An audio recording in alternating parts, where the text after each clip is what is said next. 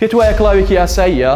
نەخێ، ئەمە ئەو ئامێرەیە کە هیوای بۆ نەخۆشانی شێرپەنجە گەڕاندوێتەوە، چونکە ڕێگری دەکات لە هەڵوەرینی مووی سەریان. هەر کاتێک باسی نەخۆشی شێرپەنجە ئەکرێ، ڕاستەوخۆ وێنەی کەسێک دێتە پێش چاوت کە مووی سەری هەڵوەریوە.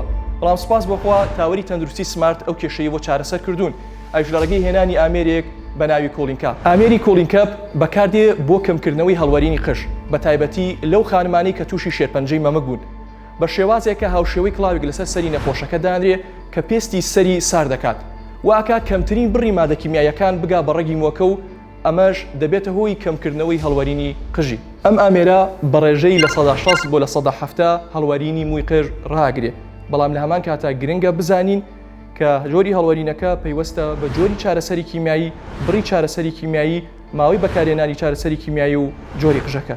زۆربەی نەخۆشانی شێرپەنجەی مەمک و وەرگرانی چارەسەری کیمیایی دەتوانن ئەم ئامێرە بەکاربێنن، بەڵام لەژێر ڕێنمایی پزیشکی پسپۆرتدا. خی گەورە هەمووتان پارێزێ لە نەخۆشی شێرپەنجە، بەڵام ئەگەر پێویستان بەم ئامێرە بوو لە تاوەری تەندروستی سمارت بەردەستە.